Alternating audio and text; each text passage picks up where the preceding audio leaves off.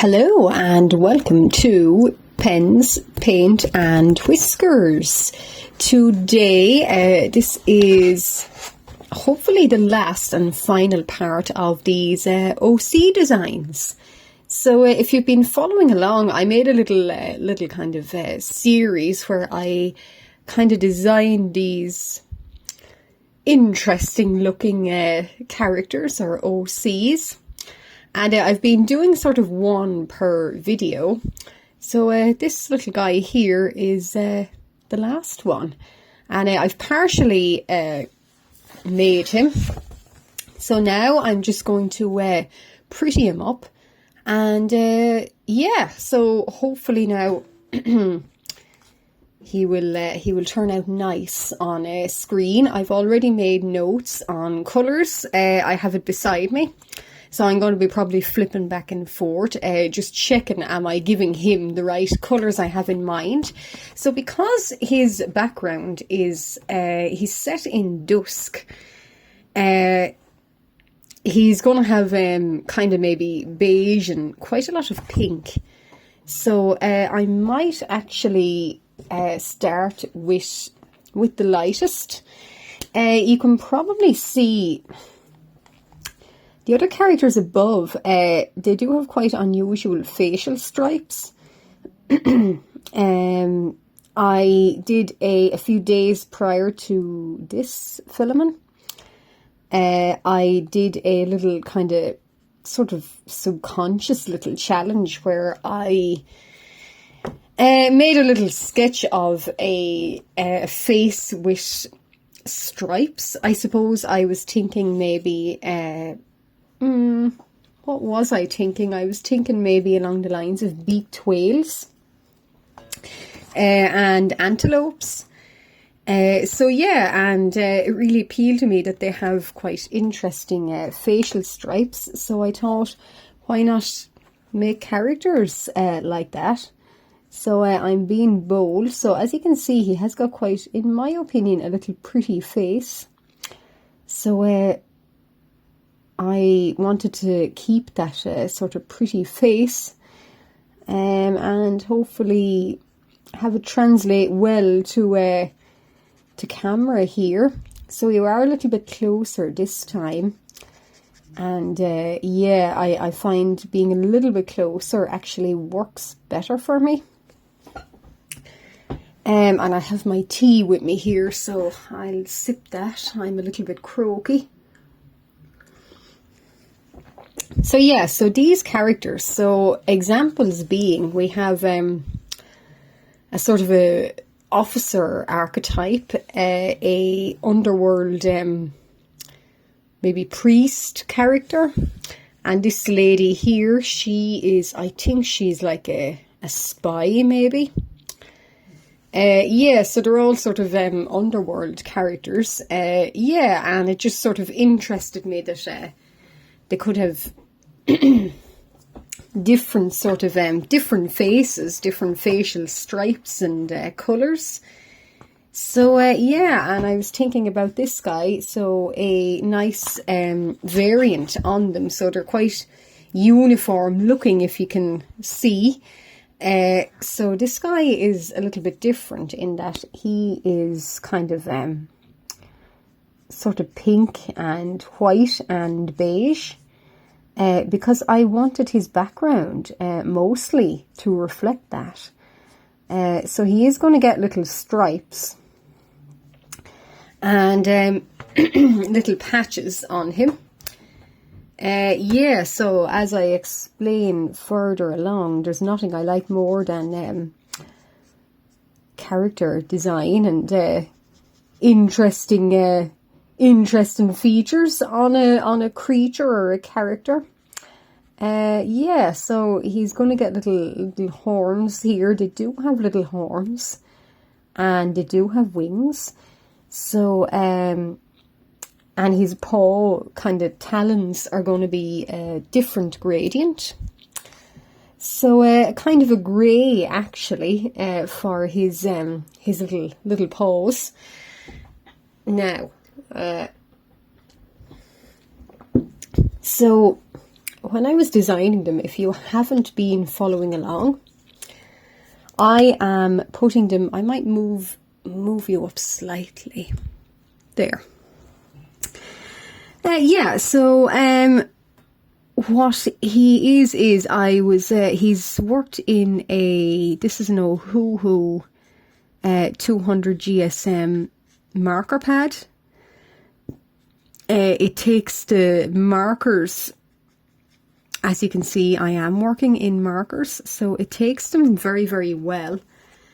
Makes it honestly a joy to work with. These are not actually, for this guy here, they're not actually Ohuhu markers. They are, I believe, a French brand called Graphit. Little bit harder to get than Ohuhu, but doesn't mean they're any less quality tested. I find them absolutely beautiful markers. If I did not have Ohuhu, I would recommend these too. And it's rare that I just do a portrait or any kind of art specifically in these colours, in these markers, but I just thought for this little guy, why not? The others are done in Ohuhu markers, so I thought it would be nice to get some representation. These actually have a brush nib, and I will show in a little bit. They have a nib, quite a light kind of very small little nib, like a little tiny bullet nib, but just for smaller areas, and that's very handy for, as I'm doing the tip of his horn here. It is really handy to do.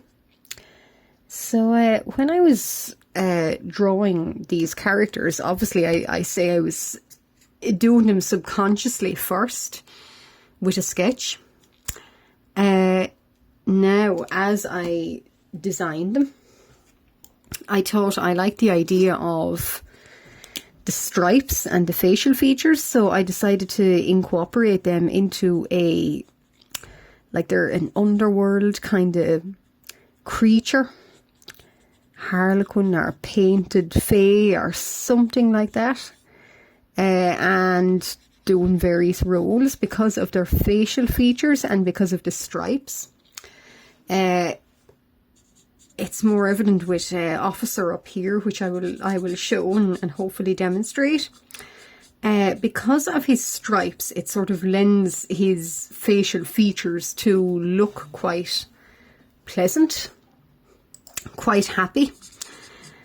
Not necessarily that he is constantly happy or wanting to be happy, but his facial expression sort of, I'll show him now, or you might be able to see him. So the stripes on his brow sort of making his eyes very up-tilted. It kind of gives an illusion of a little bit like a dolphin mouth. The way their mouths are shaped, it gives the illusion that they are smiling when they are not.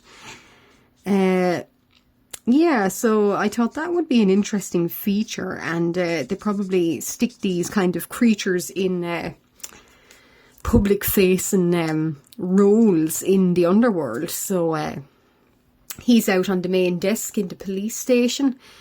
This guy here in the main underworld church, you'd feel comfortable telling him your sins. This lady here, I suppose if she is a spy, the other side, whoever she's spying against, they'll feel comfortable spilling their secrets to her. So, so that's kind of the idea behind them. Now, whether that works or not all the time, I don't know. I did think as well it would be quite interesting to have these kind of certain facial features blush or change colour slightly depending on what the feeling is at the time. So if they're feeling angry or if they're feeling really excited or something nice, that they will kind of, the stripes should change maybe, or flush even, or darken even to indicate that. Yeah, that I think would kind of make it even more interesting. As for their powers, I was thinking along the lines of more intuition. So officer up there can probably maybe sense when a crime is going to be committed. Father, priest character here probably knows somebody's sins automatically, and knows what burdens they carry. The spy lady here, she knows everybody's secrets, so she's good at her job. And this guy here, I've left him until last because he might have a little bit more of a backstory.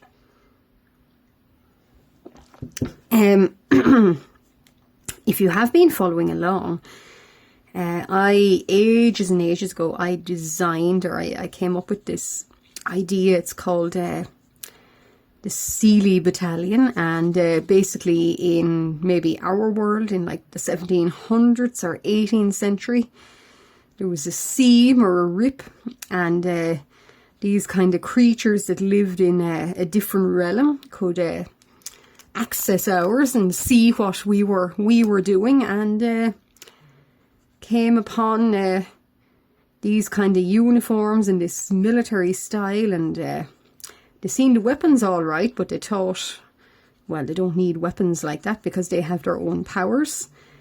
But they liked the uniforms, and they liked the organised sort of machinery and technology we now have in the 1700s, and they decided to copy it.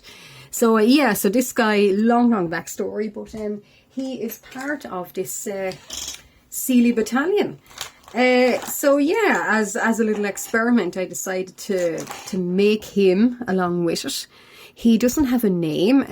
He doesn't have he has very little. I don't know much else about him at all.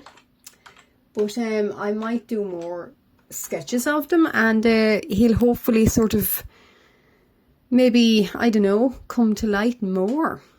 So his main colours are down, so he has got quite a sweet little pink face and little cheek spots. I'm going to do more stripes on him, and hopefully I'll get to ink him in on camera too.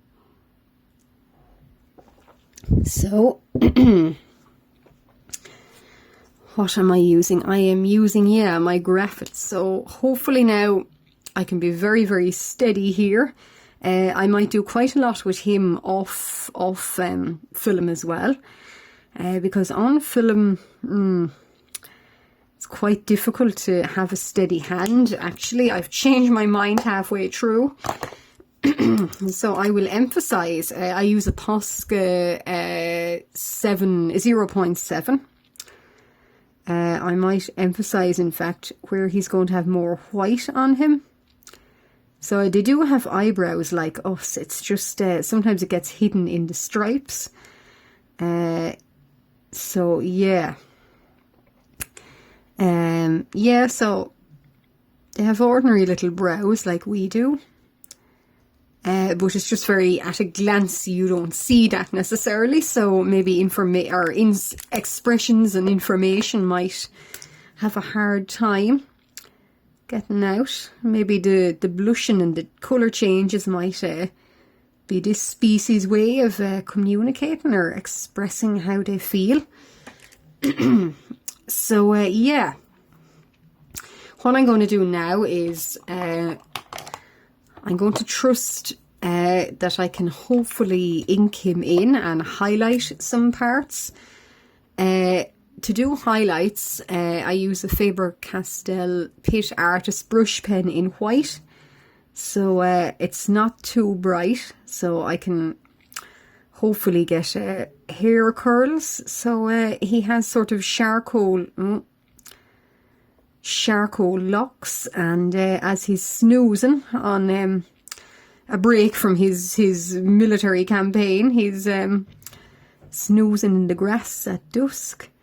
We'll pick out some cheek highlights here, and as you can see, and some lid highlights. So as you can see, I am smudging with my finger. Now sometimes I wouldn't recommend it, other times yes.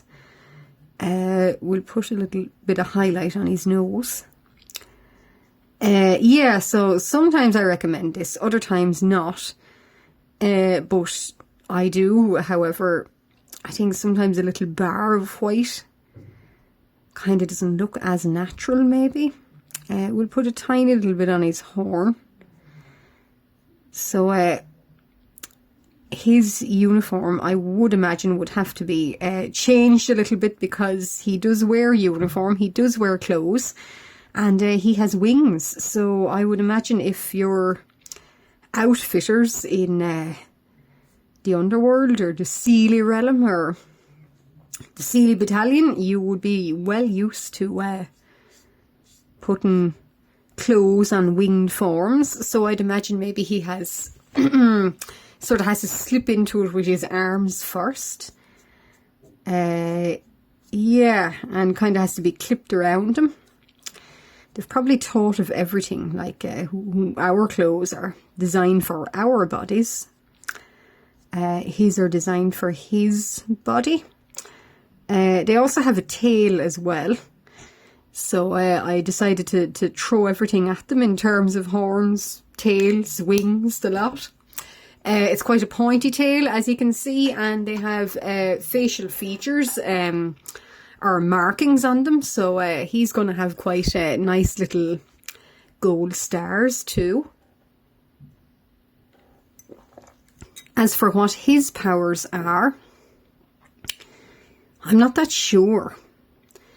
As he works as part of a bigger sort of organisation, unless he can tell where the enemy is and what their next move is, what weapons they might use, sort of like a prophecy. Yeah, that might indeed be the case with him. I might keep that as his main unique selling point.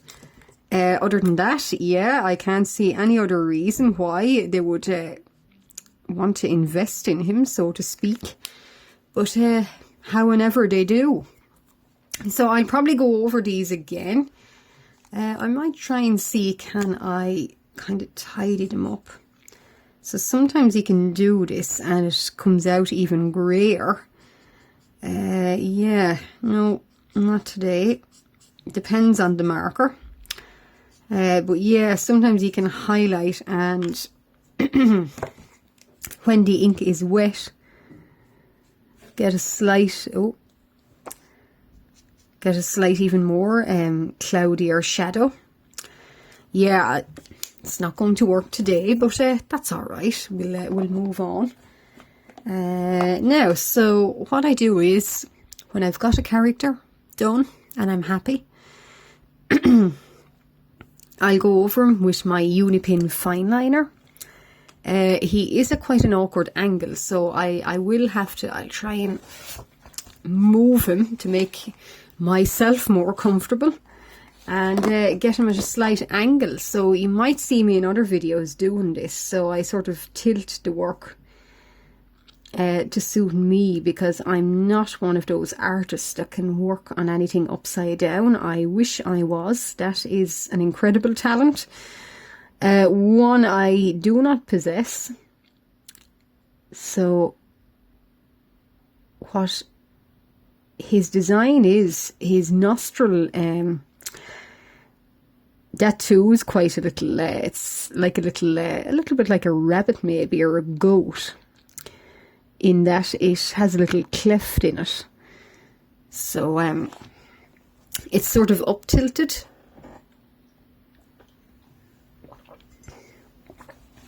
So if it's, oh gosh. So yeah, so I like the idea of these fairy creatures, underworld creatures, that they shouldn't have bodies like we do necessarily. They might have more, I don't know, animalistic features. So he's got, these creatures have a little sort of cleft in their mouth. You can probably see it better on the other designs up above. I'll work on his face in a little bit. Sometimes facial features scare me because I want him to be perfect. And I am a little bit short-sighted sometimes, and under certain light conditions and positions I am sitting in, I can't quite work out where his the right features for him should be. So yeah, it is a little bit stressful, but we'll keep going anyway. So some of this might, well, I planned it. I'll go over him in white because I do like a character sort of highlighted in white too. And his little bow that they wear. I didn't put too much research into military uniforms, but you might be able to tell that I do sort of copy a 18th, 19th, well, 18th, 17th century British redcoat. Yeah, I know, slightly controversial sometimes, but I do think it's the best fit for the sort of overarching loose storyline that I had in mind, and it does fit well. So his sleeve is there. Now this gold piping on the sleeve, that's always sometimes tricky. It's to work out what's a button, what's piping, what's not, especially if he is on film like he is now, and I'm responsible for making sure he turns out quite perfect, which I have confidence I'm sure he will. So I might highlight this gold piping too in white. Yeah, and each button down the belly. I haven't put too much thought into anything else in their society, so I'm not sure what else. Is there another body feature that they have that maybe we don't have? I don't know. Yeah, so his hands probably need a little bit more highlighting. They do, I think they do only have 3 fingers, so he'll have to find some sort of weapon that suits him better. So, oh, there we go. Now, what I'll do is I might actually highlight on his face a little bit of the pretty stars. So this is a Signo ballpoint gold gel pen, and what I'm doing is I'm just being really free and easy in giving him nice little markings. I always think these make a character really pretty. Yeah, so, and we'll give him some stars on his wings, and yeah, so when I upload, I will work on him more behind the screen, so to speak, off screen, and when I upload him, or all of them together, they will hopefully be complete. Yeah, so and we'll give him some stars on his hand and his talons. So yeah, already he's looking very, very nice. I might just lift you up a little bit higher. Headroom for me too. As I say, I am a little bit sometimes squinting at my work, even with glasses, so we'll go very, very light, and yeah, long eyelashes. And his brow ridge, so again, his brow ridge is a little bit like ours, and as they do have eyebrows, he does have dark hair. So yeah, so I've went along and sort of made a little eyebrow for him. And now he's mostly done. We are mostly there. All of the rest are finished. I'm going to highlight him in Unipin Posca Uniball. So this is a 0.78. I think it is the smallest pen. I always love using this for sort of highlighting my characters. And he's the easiest one to highlight, I think. So what I'm doing is I'm just going over his shape and putting it in.